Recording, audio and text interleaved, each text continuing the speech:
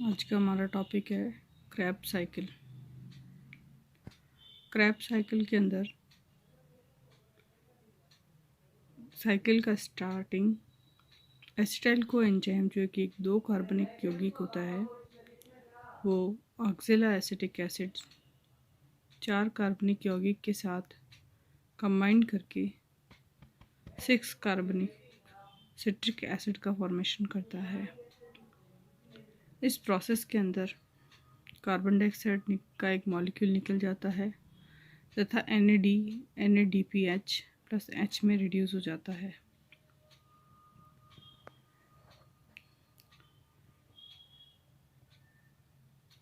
ये citric acid alpha keto glutaric acid के अंदर कन्वर्ट हो जाता है जो कि 5 कार्बनिक मॉलिक्यूल है।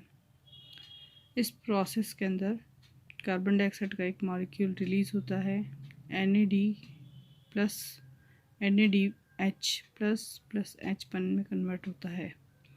यहाँ पर GDP से GTP की प्राप्ति होती है और यहाँ पर 4 कार्बन युक्त मॉलिक्यूल सक्सिनिक एसिड का फॉर्मेशन होता है। कार्बन डाइऑक्साइड का एक मॉलिक्यूल का लॉस होने के कारण यहाँ पर अभी हमें 4 कार्बन एसिड का फॉर्मेशन जो कि एक सक्सिनिक एसिड के रूप में हमें प्राप्त होता है। यहाँ पर FAD रिड्यूस होकर FADH2 में कन्वर्ट हो जाता है जो कि एक 4 कार्बनिक यौगिक मैलिक एसिड में फॉर्मेशन होता है। मैलिक एसिड का ऑक्जेलो एसिटिक एसिड में कन्वर्ट होने पर NAD का रिडक्शन हो जाता है NADH प्लस H+ में और इस तरह ये सिट्रिक एसिड को हम CTA साइकिल भी कहते हैं, जिसे हमने साइक्लिक प्रोसेस के अंदर समझा है। सिट्रिक एसिड का फॉर्मेशन जो होता है वो हेक्सोस जो कि शुगर होती है जब ग्लाइकोलाइसिस प्रक्रिया के अंदर पायरुविक एसिड के अंदर कन्वर्ट होता है तब शुरू होती है। यहाँ पर पायरुविक एसिड्स के 2 मॉलिक्यूल्स का फॉर्मेशन होता है। पायरुविक एसिड ग्लाइकोलाइसिस व क्रैब साइकिल के बीच की योजक कड़ी कहलाती है। पायरुविक एसिड का जो फॉर्मेशन होता है वो साइटोप्लाज्म के अंदर होता है और पायरुविक एसिड का ऑक्सीडेशन माइटोकॉन्ड्रिया की इनर मेम्ब्रेन में होता है। पायरुवेट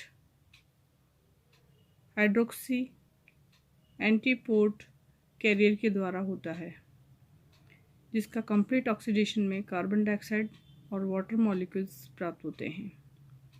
इस क्रिया के 2 चरण होते हैं। सबसे पहले चरण के अंदर पायरुविक एसिड्स का है ऑक्सीडेटिव डीकार्बोक्सिलेशन प्रोसेस के द्वारा एसिटाइल कोएंजाइम्स का फॉर्मेशन होता है।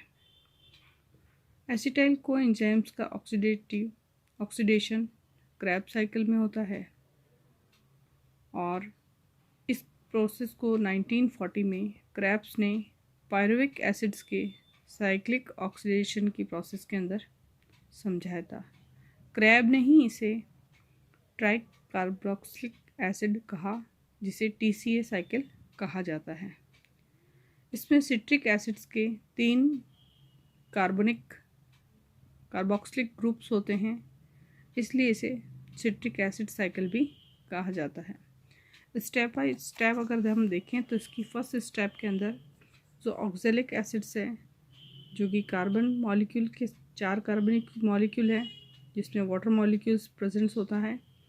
प्रेजेंस के अंदर ये एसिटाइल कोएंजाइम के साथ जो कि एक 2 कार्बनिक यौगिक है साथ सिंथेटेज की उपस्थिति के अंदर ये सिट्रिक एसिड्स और कोएंजाइम्स के अंदर कन्वर्ट हो जाता है।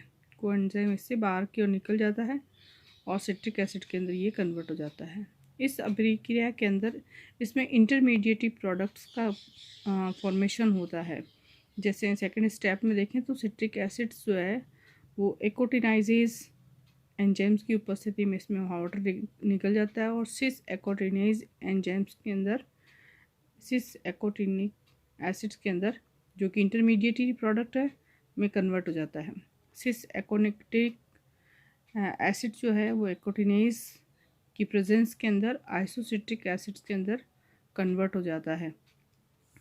आइसोसिट्रिक एसिड जो है वो NAD की प्रेजेंस में रिडक्टेज हो जाती है और आइसोसिट्रिक डिहाइड्रोजिनेज एंजाइम्स की इसके अंदर उपस्थित होती है। इसमें मैग्नीज और मैग्नीशियम की जो आयन्स हैं उसके अंदर पाए जाते हैं और ये ऑक्जेलोसक्सेनिक एसिड्स के अंदर कन्वर्ट हो जाता है और इस अभिक्रिया के अंदर हमें NADH प्राप्त होता है। चौथी अभिक्रिया के अंदर ऑक्जेलोसक्सेनिक एसिड जो है वो उसका डीकार्बोक्सिलेशन होता है, डीकार्बोक्सिनेज होता है और अल्फा कीटो ग्लूटेरिक एसिड्स का जो कि 5 कार्बन मॉलिक्यूल है और एक कार्बन डाइऑक्साइड मॉलिक्यूल इसके अंदर निकल जाता है और हमें 5 कार्बनिक अल्फा कीटो ग्लूटेरिक एसिड्स हमें प्राप्त हो जाता है। Alpha keto glutaric acids NAD plus और कोएंजाइम्स मिलकर alpha keto glutaric dehydrogenase process के द्वारा सक्सिनाइल कोएंजाइम्स की प्रेजेंस में NADH प्लस एक कार्बन डाइऑक्साइड फिर से इसमें रिड्यूस हो जाती है और ये सक्सिनाइल कोएंजाइम्स प्लस वाटर की प्रेजेंस में ADP plus inorganic phosphate group के साथ जुड़कर सक्सिनेट थायोकाइनेज के रूप में वर्क करता है और सक्सिनिक एसिड का फॉर्मेशन करता है, जिस प्रक्रिया में एक ATP का मॉलिक्यूल्स प्राप्त होता है और कोएंजाइम्स यहाँ पर फिर से पृथक हो जाता है। नेक्स्ट रिएक्शंस के अंदर जो सक्सिनिक एसिड्स होता है वो FAD के साथ FAD जो है FADH2 में कन्वर्ट हो जाता है, उसका रिडक्शन हो जाता है और सक्सिनेट ये जो प्रक्रिया होती है वो सक्सिनेट डिहाइड्रोजिनेज एंजाइम्स की प्रेजेंस के होता है और ये फ्यूमेरिक एसिड्स के अंदर कन्वर्ट हो जाता है। फ्यूमेरिक एसिड्स वाटर के साथ रिएक्ट करके फ्यूमेरेज की प्रेजेंस के अंदर मैलिक एसिड में कन्वर्ट हो जाता है जो कि एक 4 कार्बनिक यौगिक होता है। मैलिक एसिड यहाँ पर वापस NADH का रिडक्शन करता है, NADH H+ में कन्वर्ट कर देता है और ये सब जो रिएक्शन होती है मैलिक डिहाइड्रोजिनेज एंजाइम्स की प्रेजेंस में होती है और ऑक्जेलो एसिटिक एसिड्स का फॉर्मेशन करता है। इस प्रकार ऑक्जेलो एसिटिक एसिड जो है वो एसिटाइल कोएंजाइम से क्रिया करके सिट्रिक एसिड का फॉर्मेशन पुनः वापस कर लेता है। इस प्रक्रिया में 3 कार्बन डाइऑक्साइड के जो मॉलिक्यूल्स हैं उनसे हमें ऊर्जा प्राप्त होती है जो कि रिड्यूस NAD प्लस 4 NADH तथा FADH के रूप में स्टोर रहता है और एक ATP का मॉलिक्यूल्स भी हमें प्राप्त होता है। इस साइकिल का जो रेगुलेशन होता है वो TCA के द्वारा ATP की अधिक मात्रा में इसके स्टोरेज होने से एसिटाइल कोएंजाइम्स का TCA साइकिल में एंटर होता है और इससे TCA साइकिल की रेट में कमी आती है। जो TCA का साइकिल है वो रेगुलेशन होता है वो ATP के बहुत अधिक मात्रा में बनने के कारण वो एसिटाइल कोएंजाइम्स के द्वारा इसको वापस रेगुलेट किया जाता है। इसकी इम्पोर्टेंस क्या है TCA का? ये इंटरमीडिएटी जो प्रोडक्ट्स होते हैं जैसे अमीनो एसिड्स के सिंथेसिस के लिए इसके लिए ये यूज़ होते हैं। जैसे इसके लिए हीमोग्लोबिन्स है, क्लोरोफिल है, साइटोक्रोम सिंथेसिस में ये अमीनो ल्यूविनिक एसिड्स का संश्लेषण इसके द्वारा किया जाता है। इसके अलावा जो जर्मिनेटिंग सीड्स होते हैं उसके अंदर लिपिड्स और उसका जो कार्बोहाइड्रेट होता है उसमें लिपिड्स को कार्बोहाइड्रेट्स में बदलने का काम करते हैं। इसके अलावा ये फिनॉल्स और एंथोसाइनिन्स और बीटा साइनिन्स और एसिटाइल कोएंजाइम्स को बनाने का काम भी करते हैं।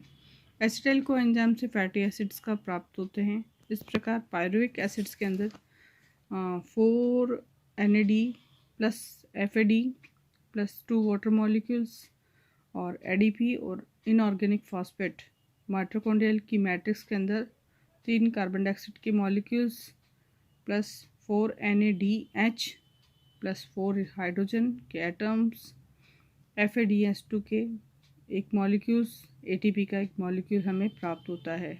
इस पूरी प्रक्रिया के अंदर हमें 9 NADH 9 ATP प्राप्त होती है। NADH के एक मॉलिक्यूल से 3 ATP प्राप्त होते हैं और इस तरह 3 NADH के मॉलिक्यूल से हमें 9 ATP प्राप्त हो जाते हैं। FADH के रिडक्शन से हमें 2 ATP प्राप्त होते हैं और एक ATP हमें इस पूरी प्रोसेस के अंदर प्राप्त हो जाता है। इस प्रकार टोटल हमें 12 ATPs मॉलिक्यूल्स इस पूरी प्रक्रिया के अंदर हमें प्राप्त होते हैं। लेकिन अगर पूरी प्रक्रिया को हम अगर पायरुविक एसिड्स के अंदर से देखें तो पूरी प्रक्रिया में हमें कुल 15 ATP प्रक्रिया में प्राप्त होते हैं। जब ग्लाइकोलाइसिस के प्रक्रिया के अंदर हम देखते हैं कि ग्लूकोज का जो ऑक्सीडेशन होता है तो हमें 2 PGA के मॉलिक्यूल्स हमें पायरुविक एसिड्स के हमें 2 मॉलिक्यूल प्राप्त होते हैं। जब 2 मॉलिक्यूल होते हैं, जब एक मॉलिक्यूल के ऑक्सीडेशन से 15 ATP मॉलिक्यूल हमें प्राप्त होते हैं तो 2 मॉलिक्यूल से हमें 30 ATPs की प्राप्ति इस पूरी प्रक्रिया के अंदर होती है। तो ग्लूकोज के एक ऑक्सीकरण से हमें 30 ATPs मॉलिक्यूल्स प्राप्त होते हैं।